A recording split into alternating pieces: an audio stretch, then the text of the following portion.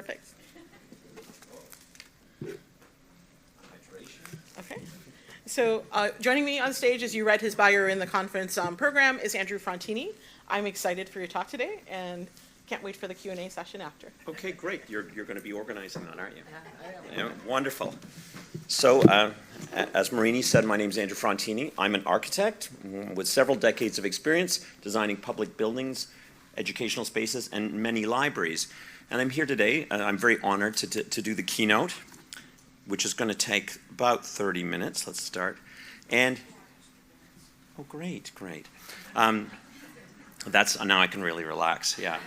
So I'm here today to kind of speak a bit about the way architects work and think and how dependent they are on the kind of rich and fruitful collaborations with their clients. And in this case, the clients are all library professionals. I'm kind of shilling a book, Episodes in Public Architecture.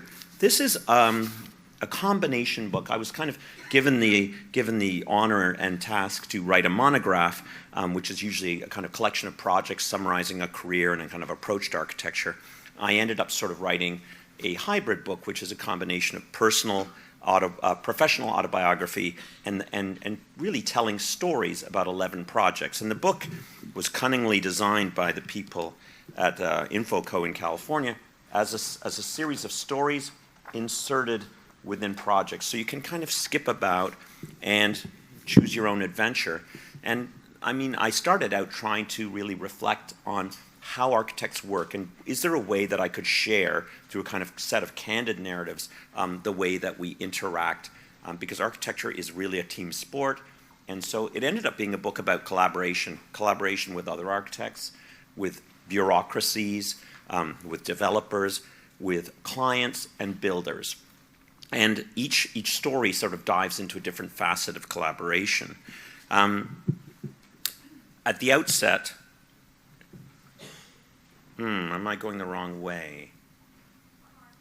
Yes. So at the outset, I sort of began by setting the stage to describe who I am. You know, I really wanted to be a rock and roll musician.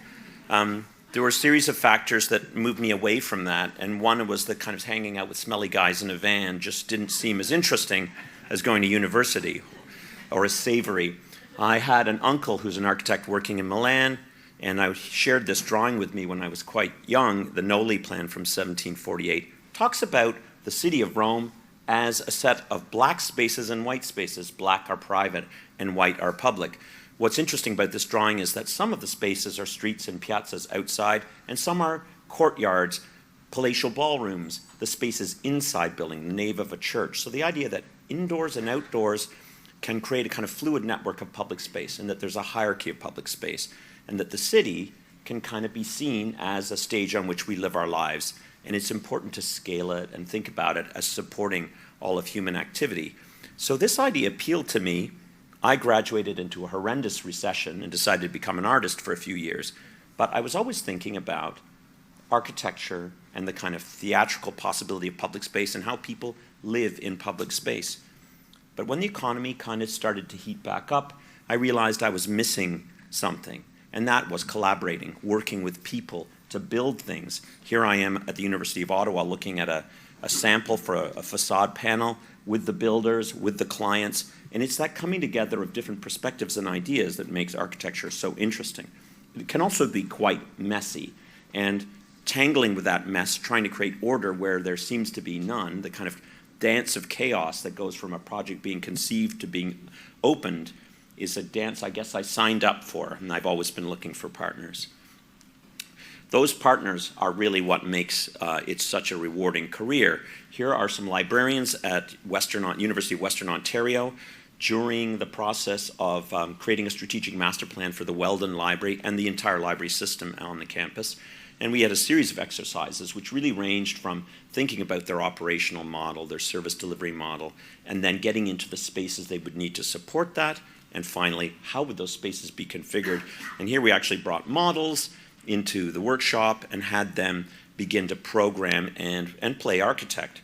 And what's interesting is that their input, they were so enthusiastic and so energized by this exercise that they, in a way, energized us to create our own models, which were interpretations of their models.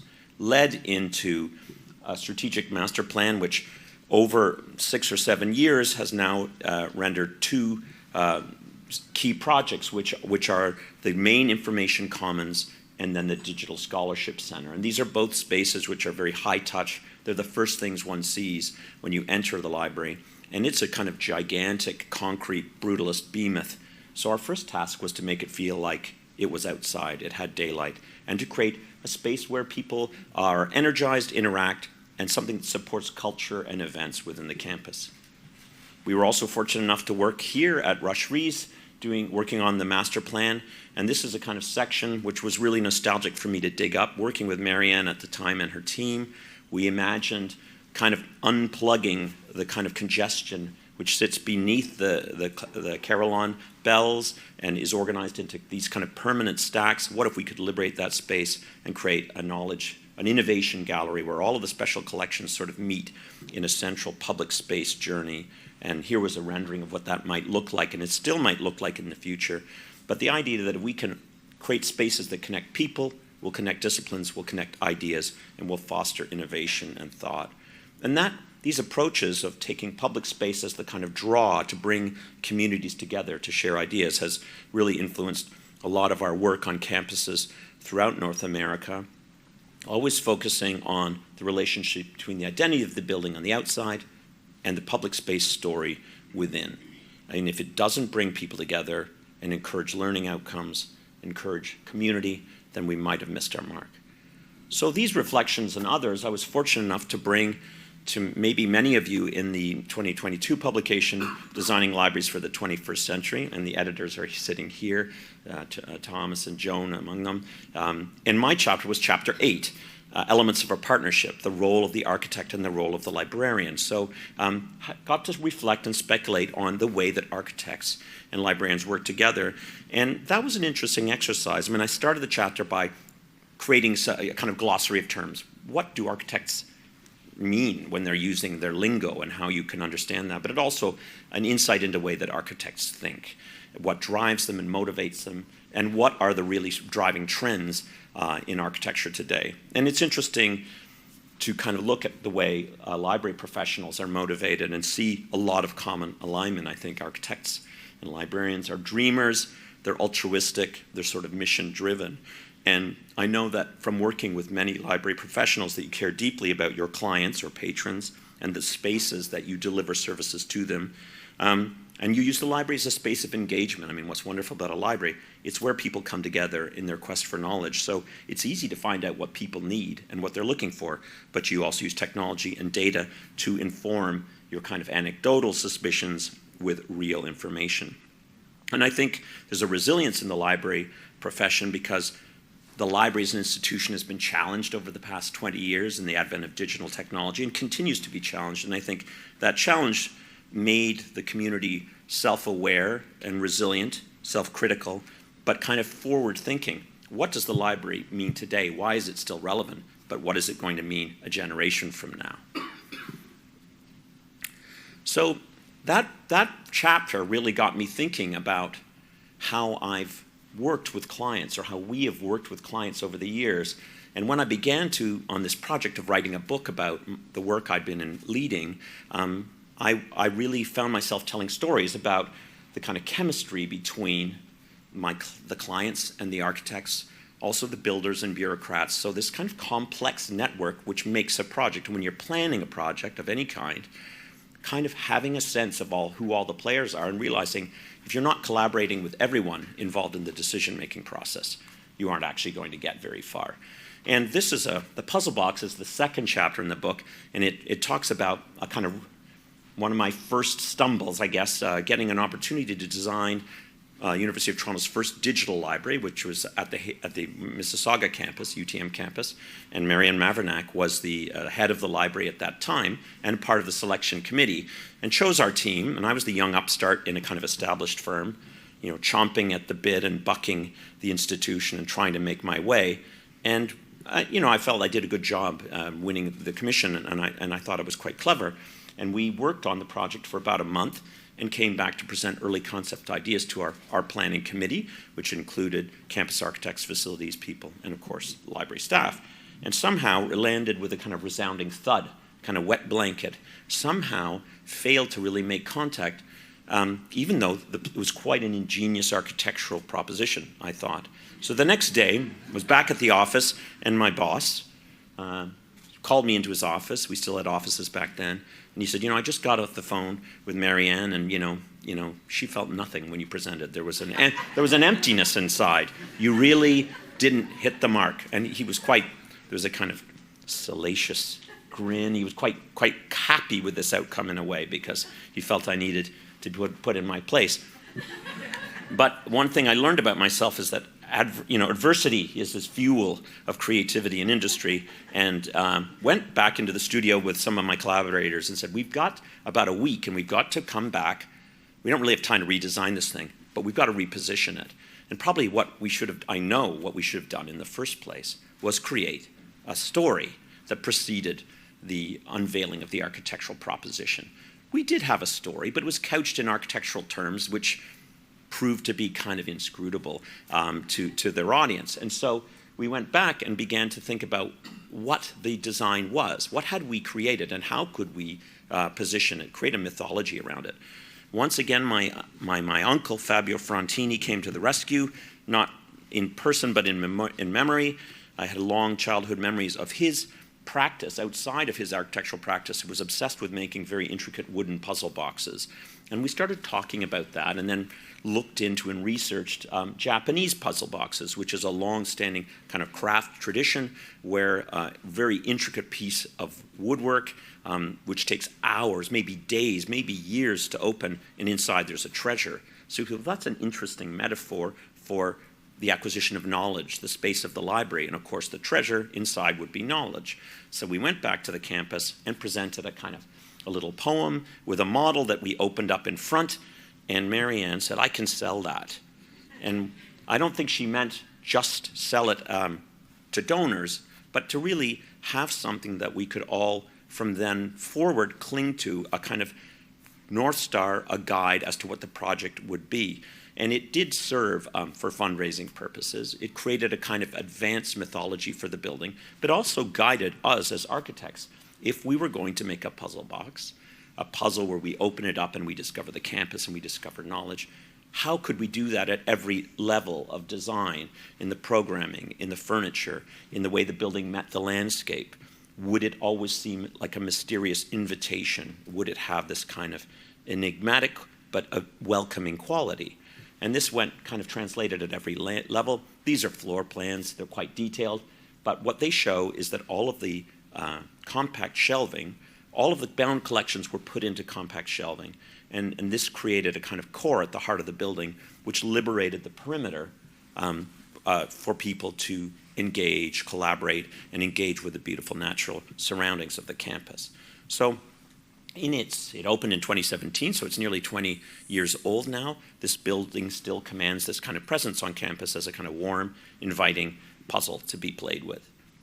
Now that project was quite successful, and initially we had some growing pains because it was sort of the new building on campus with fresh furniture and great views and light and open spaces and a Starbucks on the ground floor, and it was just overwhelmed with student activity. And at first that was kind of at odds with a space for focus and learning. And the University of Toronto Mississauga team began to do a kind of exploration of why this was. It wasn't just about the library, it was about a deficit of spaces for people to come together, to socialize, to collaborate, to study in groups. It couldn't all rest with the library. And so this map sort of shows an exercise we did where we started to imagine the chain of public space. The library was really the first very public building to be built in a while on campus, and what we really needed was to augment it with a series of public spaces.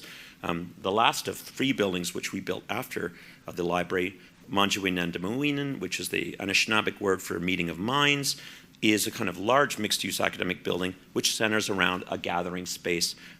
It's a grand space that supports convocation, student movie nights, events of all kinds, doubling as a student space and an event space, but it also has spaces from which you can retreat. And there's several scales of kind of space for gathering. So not just one big space, but medium spaces, small spaces, more intimate spaces that all connect. And it reminded me of that Noli plan, where the white space isn't all one size, but it's many sizes. And you can migrate out of, the really public forum into a place where you can still be peripheral or be adjacent to that public forum, but have your own space.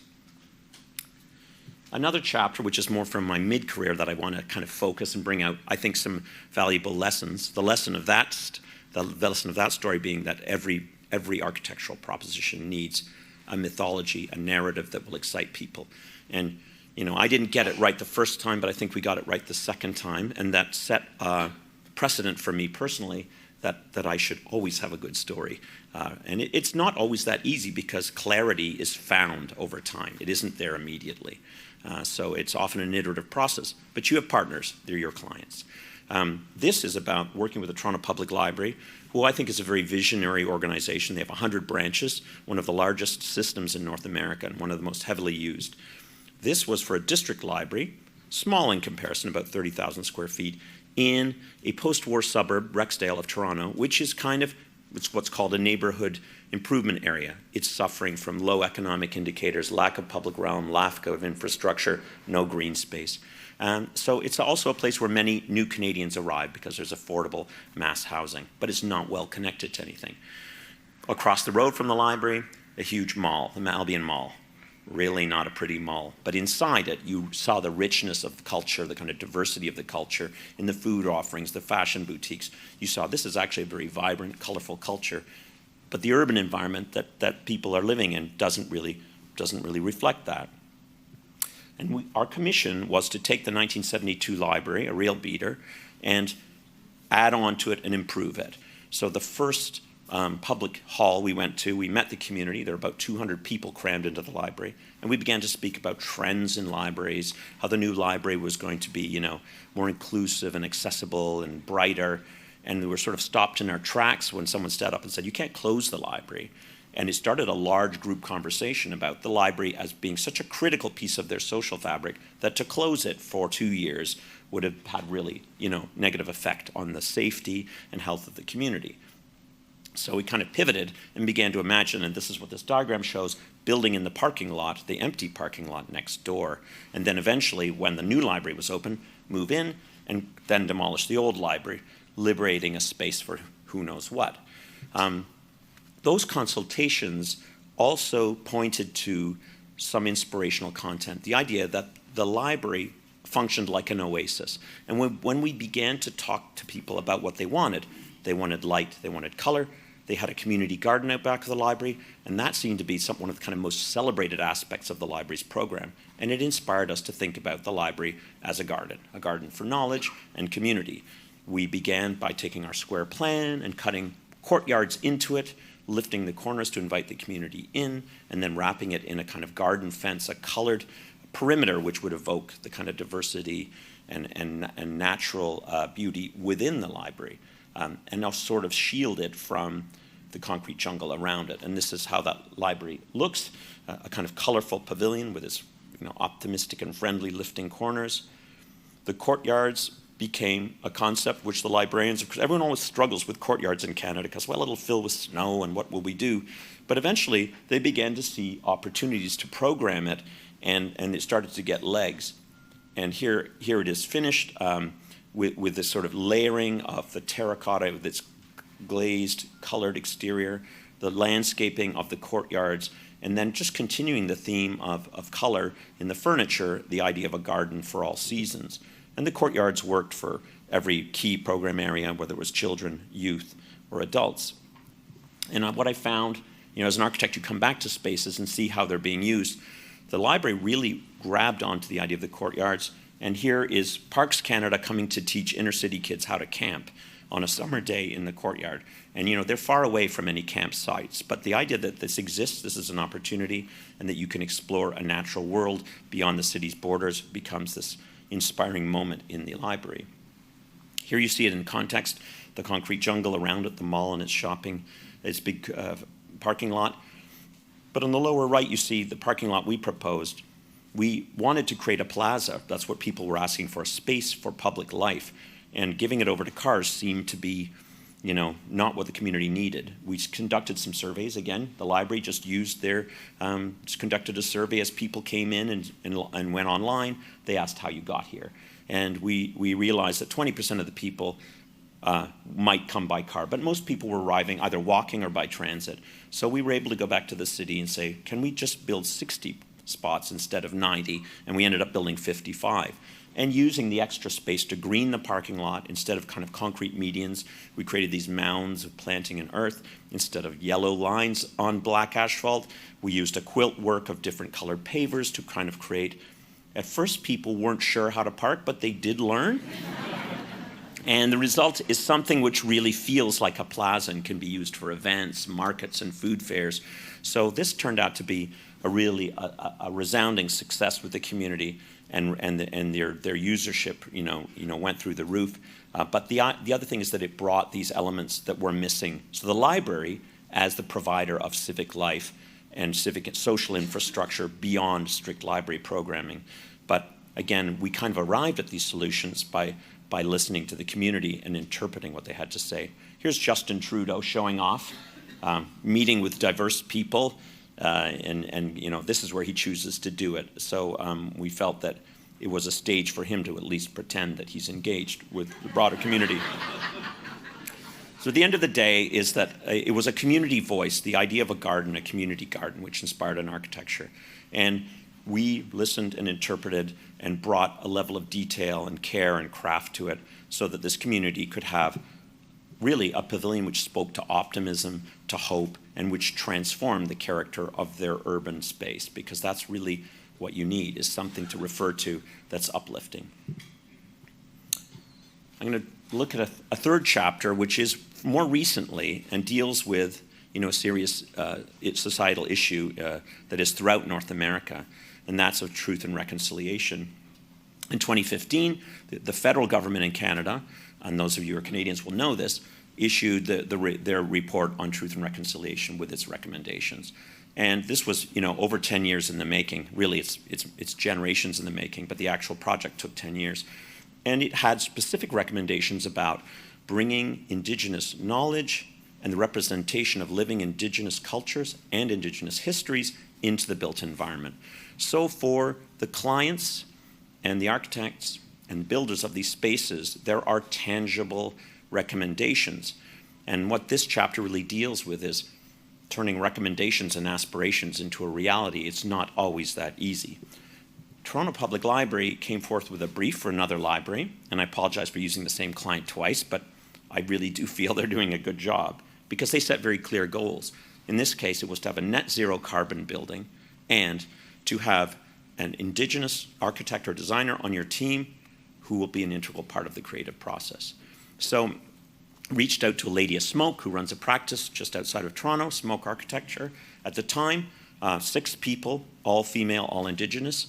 Her practice has tripled in size now, just showing how the demand that there is for this kind of insight. And we formed a team with a lady where we promised to have a co-creation, a collaboration on every aspect of the design from the beginning to the end, and not add it as a kind of box to be ticked or an element to be added to the design, but integral to its DNA.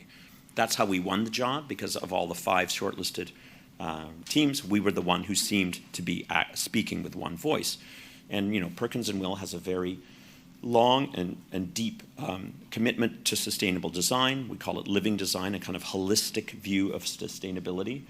And we were approaching the net zero and the sustainable aspects perhaps from a technical and scientific perspective, and a lady and her team are really bringing an Indigenous worldview to achieving the same goals. So the kind of technical and perhaps spiritual or cultural versions of the same idea, that we have to think of 7 generations ahead and behind us and have a building that's going to work for many generations to come. A lady came up with the idea of a star blanket, which is a pan-Indigenous craft technique, which creates these beautiful blankets which are often bestowed on people who have given a significant gift to the community or to people coming together to make a community, often a marriage. So the program for the library was actually bringing a Toronto youth hub together, and we felt that this was a kind of perfect metaphor, the kind of wrapping of these two programs in a blanket, but also, positioning and recognizing Toronto Public Library for the work it's doing in the community.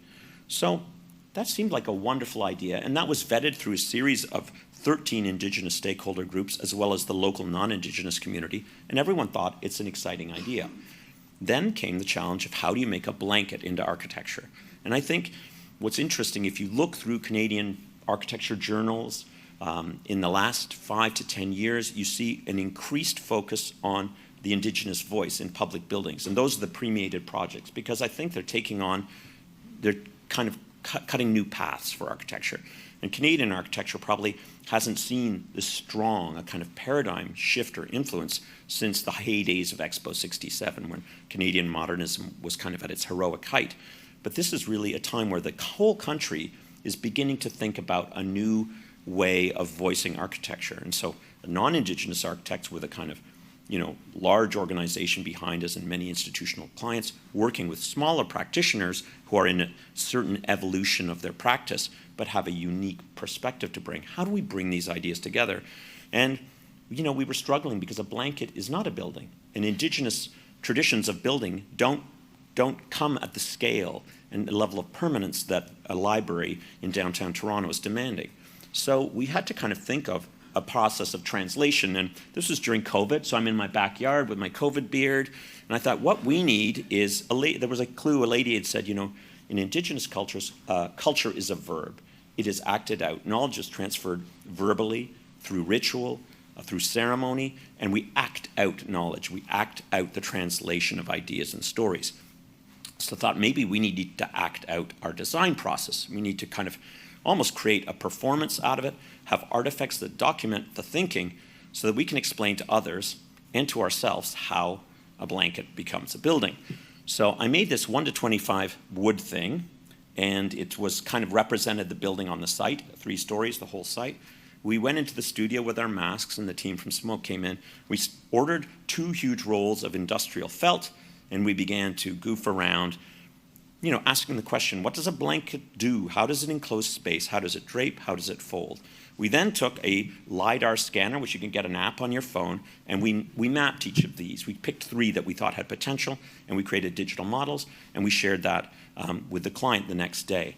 And this is kind of beginning of this mapping of the story, the idea that we sort of performed the idea of the blanket, we created a sculptural representation of it, we scanned it, and we began to transform it through digital means into architecture. And this is kind of aside from the whole programming and planning of the library, but it's really a separate piece that we took time to create to tell the story of how you translate from kind of maybe one architectural paradigm or tradition of making and cultural precedents to another. And this continued. The Toronto Public Library has this collection of over 100 star blankets, and we had access to these, and the lady and her team kind of mapped them and documented them. We translated the kind of dominant themes of their composition and coloration through a grasshopper script mapped onto the facade, translating into zinc diamond-shaped patterns, like a quilt made of diamonds. It's a curvilinear surface that has folds. It could be very expensive. So we worked with facade fabricators, actually Zaner Metals in Kansas City, to optimize and create prefabricated panels so that we could break down the complexity, make it predictable, make sure we could afford to build this. And we are under construction right now. Here's how the building looks in its context. Again, another kind of scrappy post-war suburb of Toronto, but which will have this kind of dramatic new presence. The building was conceived as a journey through space from the sidewalk to a 3rd-story roof, where we have a garden with medicinal plants and a circular roundhouse, and we view back to the ravine.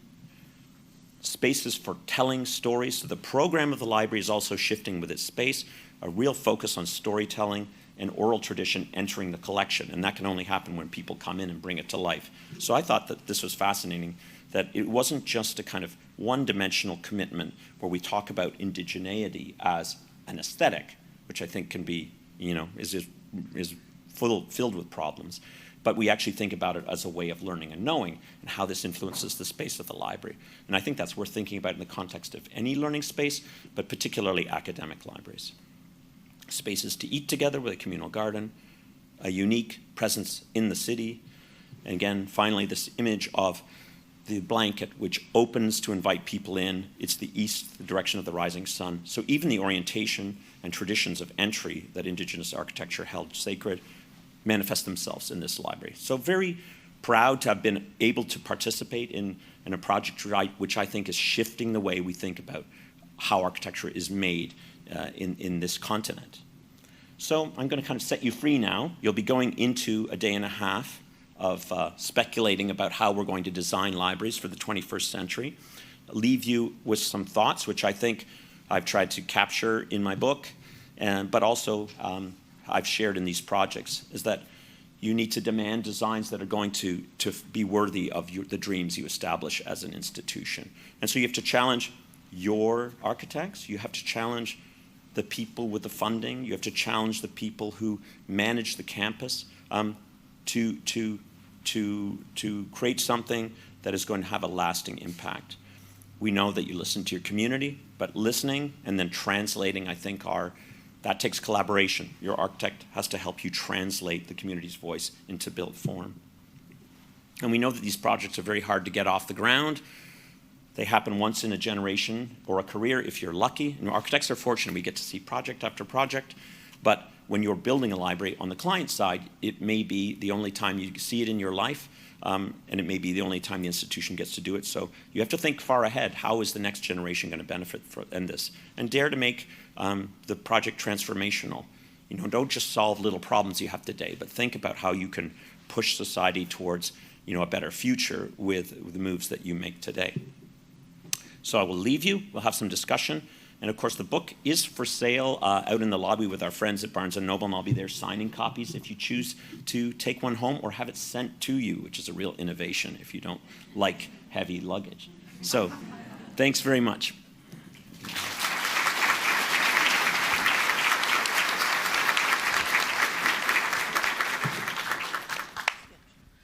Okay, so thank you, Andrew, for that wonderful kickoff for today.